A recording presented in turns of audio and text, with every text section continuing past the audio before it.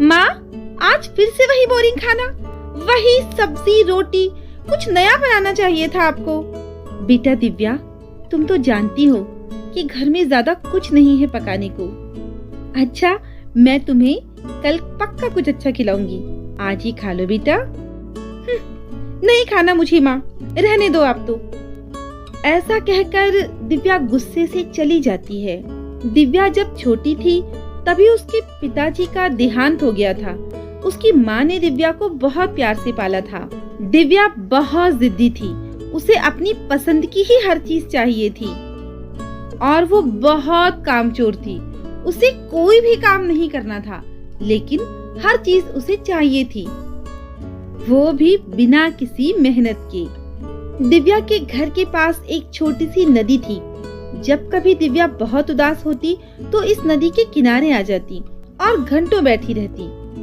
रोज वही बोरिंग खाना खाकर मैं परेशान हो गई हूँ। मुझे बहुत भूख लगी है, काश कुछ खाने को मिल जाता मुझे। दिव्या को सामने कुछ फल दिखाई दिए। दिव्या ने सोचा क्यों ना इन्हीं फलों को खाकर अपनी भूख मिटाई जाए, और यही सोचकर दिव्या उस झाड़ के पास जाकर वो फल तोड़ने लगी। तभी अचानक दिव्या को कुछ म्यूजिक की आवाज सुनाई दी। ये म्यूजिक की आवाज कहाँ से आ रही है? इससे पहले तो कभी सुनाई नहीं दी मुझे। देखना पड़ेगा मुझे। दिव्या ने झाड़ियों के पीछे चुपचाप से देखा तो उसे छोटी छोटी सी परियां एक झाड़ पर खेलती और गाती हुई दिखाई दी। वाव, कितनी खूबसूरत है ये परियां और ये छोटी सी कश्ती। अरे वाह, कितना सुंदर लग रहा है और ये लोग कितना अच्छा डांस कर रही है। मुझे लग रहा है कि मैं भी इनके साथ डांस करने लग जाऊं। दिव्या को बहुत हैरानी हुई ये सब देखकर। हाँ, लेकिन साथ में दिव्या बहुत खुश थी। वो अपनी खुशियाँ उन सारे लोगों के साथ बांटना चाहती थी, इसीलिए दिव्या भी उनकी तरह धीरे धीरे डांस करने लगी। लेकिन दिव्या भूल गई थी कि वो परियां बहुत छोटी थी, उनके लिए दिव्या बहुत बड़ी थी। जैसे ही परियों को दिव्या के डांस करने की आवाज आई, वो डर गई। अरे अरे अरे, भागो भागो, देखो कोई इंसान आया है। बाप रे, मर गए। जितनी जल्दी हो सके भागो, चलो। अरे रुको रुको रुको, मैं भी आती हूँ। अरे रुको। वो सभी परियां एक कश्ती में बैठ गईं और भागने लगी। दिव्या को भी उनके पीछे जाना था, इसीलिए वो पानी में कूद गई और बहुत तेजी से तैरकर उनका पीछा करने लगी। दिव्या इतनी जिद्दी थी कि वो पूरे 1 घंटे उनके साथ साथ तैरती रही, और फिर अचानक दिव्या ने देखा कि वो किसी दूसरी दुनिया में पहुंच गई है। कितना सुंदर है ये सब कुछ, कितना प्यारा है। यहाँ परियां रहती हैं। हाँ दिव्या, तुम परियों की दुनिया में हो, लेकिन तुम यहाँ क्यों आई? तुम्हें यहाँ नहीं आना चाहिए था। ये दुनिया इंसानों के लिए नहीं है बेटा। अच्छा, और आपकी परियां हमारी दुनिया की नदी में डांस कर रही थी, उसका क्या? दिव्या, तुम जानती हो तुम किससे बात कर रही हो? तुम रानी परी से बात कर रही हो। हाँ तो क्या गलत कहा मैंने? आपको ऐसा क्या गलत लग गया? अरे नहीं नहीं, दिव्या को कुछ मत कहो। दिव्या, मैं जानती हूँ कि तुम बहुत परेशान हो, इसीलिए तुम ऐसी बातें कर रही हो। अच्छा चलो, तुम एक बात बताओ, क्या तुम इन नन्ही नन्ही परियों से दोस्ती करना चाहोगी? अगर ये लोग मुझसे दोस्ती करेंगे तो मैं कर सकती हूँ। दिव्या के ऐसा कहने पर रानी परी ने दिव्या पर जादू किया और दिव्या उन परियों जैसी छोटी हो गई। दिव्या, अब तुम इन परियों से दोस्ती कर सकती हो।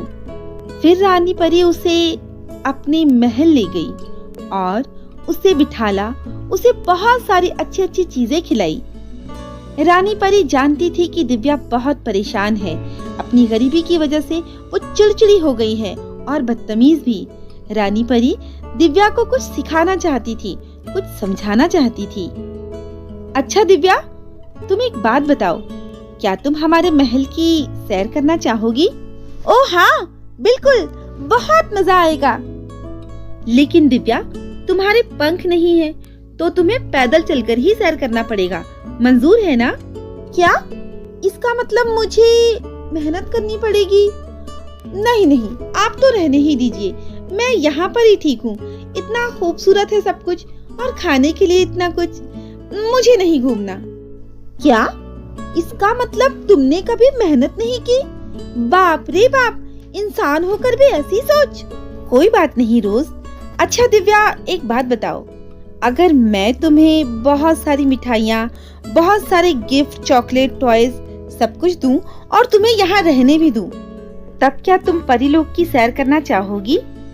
हाँ बिल्कुल। ठीक है परी रोज, तुम इन्हें ले जाओ और पूरे परीलोक की सैर कराओ।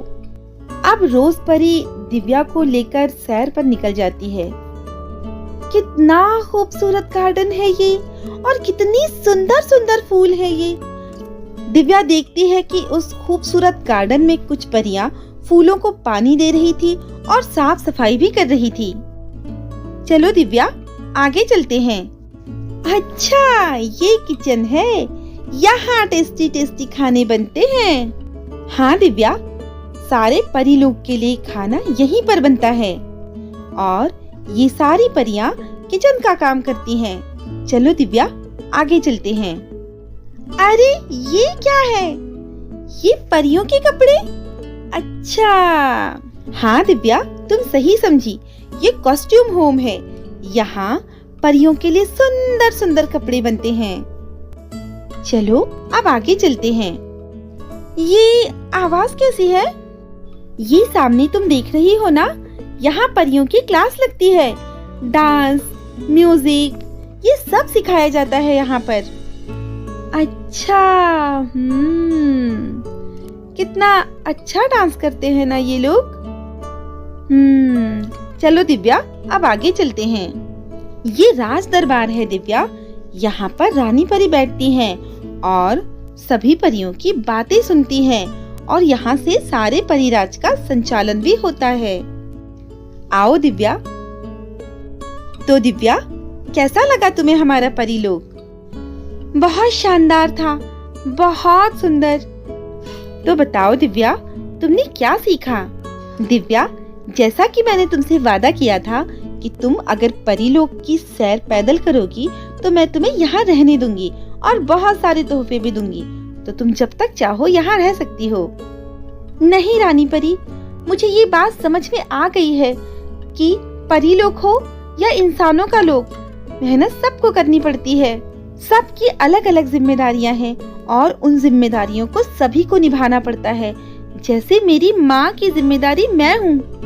अब मैं ये बात समझ गई हूँ कि मेरी भी जिम्मेदारी है, मुझे अपनी माँ के पास अपनी दुनिया में वापस जाना है। मैंने अपनी माँ को बहुत परेशान किया है, अब मैं उन्हें सभी खुशियाँ देना चाहती हूँ, उनकी हेल्प करना चाहती हूँ। दिव्या, तुम बहुत समझदार हो बेटा, मुझे तुमसे यही उम्मीद थी। दिव्या, ये सारे गिफ्ट तुम्हारे लिए हैं और हाँ, ये जादुई घंटी है। जब तुम्हें किसी चीज की जरूरत हो तो तुम इसे बजाना, तुम्हारी हर जरूरत ये घंटी पूरी करेगी। और हाँ, जब तुम्हें हमसे मिलने का मन हो तो उसी नदी के किनारे आकर इस घंटी को वापस से बजाना, हम आ जाएंगे। अब तुम जाओ। ऐसा कहकर रानी परी दिव्या को वापस बड़ा कर देती है और एक कश्ती में दिव्या को बिठाकर भेज देती है। दिव्या अपने घर आकर अपनी माँ को सारी बात बताती है और उसकी माँ बहुत खुश हो जाती है। अब दिव्या बहुत बदल चुकी थी। वो अपनी माँ के साथ घर के काम में हाथ बटाया करती थी और खाने में भी नखरे नहीं किया करती थी। और अब दिव्या की गरीबी भी दूर हो चुकी थी, क्योंकि जादुई घंटी उसे हर वो चीज दे देती थी जो दिव्या को चाहिए होती थी। इस तरह दिव्या का पूरा जीवन अब बदल चुका था। तो दोस्तों, कैसी लगी आपको ये कहानी? अगर अच्छी लगी हो तो लाइक, शेयर और सब्सक्राइब करना ना भूलें और हमारे चैनल पर बने रहें इसी तरह की कहानियों के लिए।